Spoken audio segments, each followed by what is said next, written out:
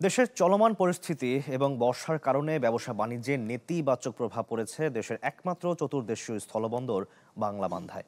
ভারত থেকে পাথর আমদানি বন্ধ থাকায় রাজস্ব হারাচ্ছে বন্দরটি। কর্তৃপক্ষ বলছে এমন অবস্থায় কমছে রাজস্ব, ক্ষতিগ্রস্ত হচ্ছে বন্দর সংশ্লিষ্ট ব্যবসায়ী ও শ্রমিকরা। পঞ্চগড় প্রতিনিধি হোসেন রায়হানের তথ্যচিত্রে দেখুন desk report. Furniture just smarter, JMG furniture. Bharat, Nepal ও ভুটানের সাথে সহজ যোগাযোগের কারণে অত্যন্ত গুরুত্বপূর্ণ পঞ্চগড়ের বাংলাবান্ধা স্থলবন্দর, যেখান থেকে দৈনিক 400 থেকে 500 ট্রাক পাথর আমদানি হতো দেশগুলো থেকে। কিন্তু আমদানি বন্ধ হওয়ায় বন্দরে নেই কর্মচাঞ্চল্য। শ্রমিকরা বলছেন প্রতিদিনের 1000 টাকার আয় নেমেছে শয়ের ঘরে। এতে অসহায় হয়ে পড়েছে প্রায় 500 শ্রমিক। ব্যবসায়ীরা বলছেন বর্ষা এবং প্রকল্প বাস্তবায়নের ধীর গতিতে চাহিদা কমেছে পাথরের। এছাড়া ভারতীয় পণ্য নিম্নমানের হওয়ায় অনীহা আছে আমদানিকারকদের।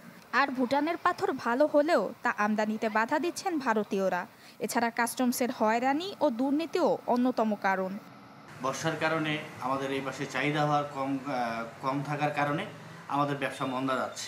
পর্যাপ্ত পরিমাণ বিক্রি না করতে পারার কারণে পাথরের চাহিদা খুব কম হওয়ার কারণে পাথর আমদানি হচ্ছে। ভারতের গাড়ি আগে আমাদের এখানে 200, 300, 400 গাড়ি ঢুকতো, এখন খালি বর্ডারের গাড়ি খালি মাত্র 100 গাড়ি ঢুকে। 2025 সালে 100 গাড়ি আসতেছে।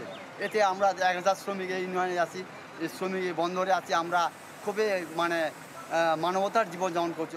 আমদানি কমে যাওয়ায় ক্ষতির মুখে বন্দর সংশ্লিষ্টরা, ফলে কমে যাচ্ছে রাজস্ব আদায়। ইন্ডিয়ান পাথরের চাহিদা কম এবং ইন্ডিয়ান পাথরের কোয়ালিটিও খারাপ এবং দাম কিছুটা বেশি। যারা বন্দরের সাথে সংশ্লিষ্ট যে সমস্ত স্টেক হোল্ডাররা আছে তারা তো ক্ষতিগ্রস্ত হচ্ছে, বিশেষ করে লেবার শ্রেণী তারা বেশি ক্ষতিগ্রস্ত হচ্ছে এবং সাথে সাথে সরকারি রাজস্ব আয়ও অনেকটাই কমে গেছে। এমন অবস্থায় কার্যক্রম গতিশীল করতে দ্রুত উদ্যোগ গ্রহণের আশা করছেন ব্যবসায়ীরা। Desk report, channel 24।